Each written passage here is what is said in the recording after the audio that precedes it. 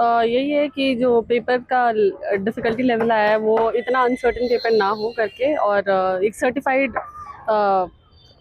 उसमें हो, मतलब विद इन सिलेबस हो, और क्या नाम सी सैट का जो डिफ़िकल्टी लेवल चल रहा है उसका थोड़ा ऑफ कोर्स रिड्यूस किया जाए, और इतना अनसर्टेनिटी नहीं हो पेपर में।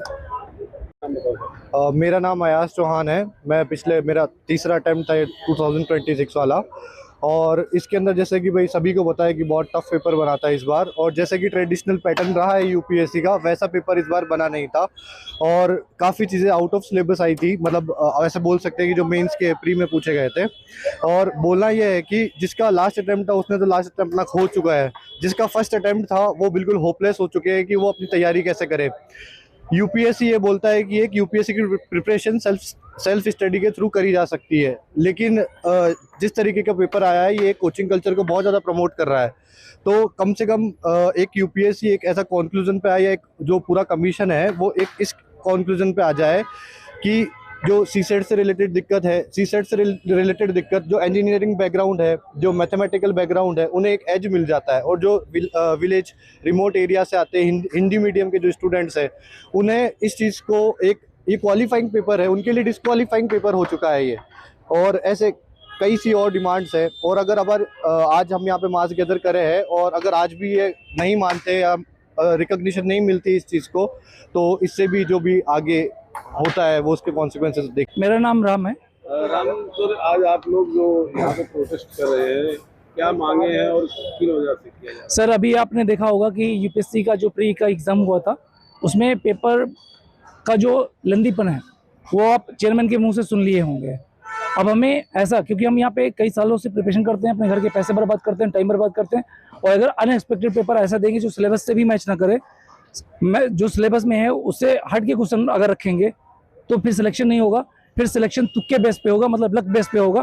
फिर यूपीएससी हार्डवर्क से नहीं, तुक्के से जो है सीट मिलेगी, उसकी सिलेक्शन होगा। कहीं ना कहीं आपका ये कहना है कि जो पढ़ाई आप लोगों ने की है उसके अलावा जो है क्वेश्चन जो आते हैं वो उन क्वेश्चनों को हटा दिया, दूसरे क्वेश्चन दे दिया जी, प्री में जैसे इथिक्स के 2-3 क्वेश्चन इथिक्स के उन्होंने डाले हैं।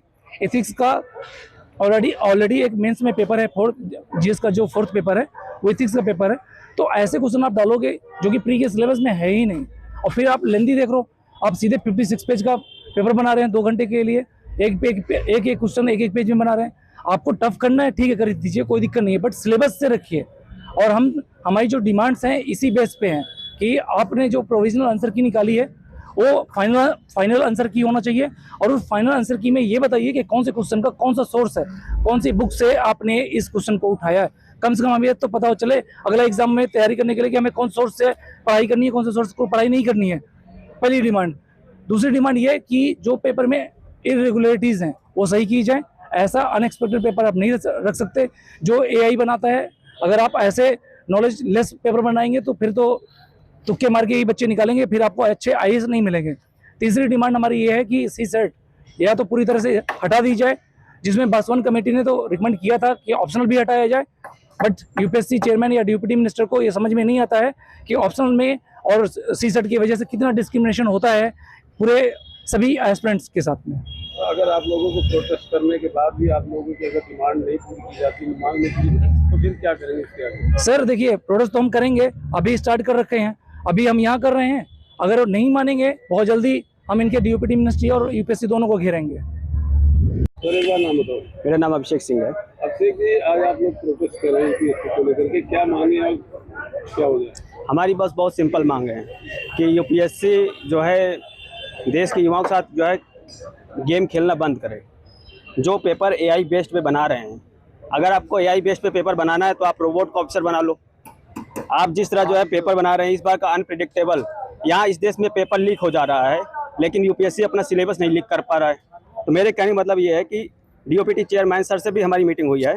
उन्होंने पार्लियामेंट में जो है ये मुद्दा उठाया कि सीसैट के जो डिफिकल्टी लेवल है उसको कम किया जाए, जो कि लगातार इंक्रीज होती जा रही है, कैट के लेवल तक पहुँच रही है, जबकि सिलेबस में लिखा है कि 10th स्टैंडर्ड।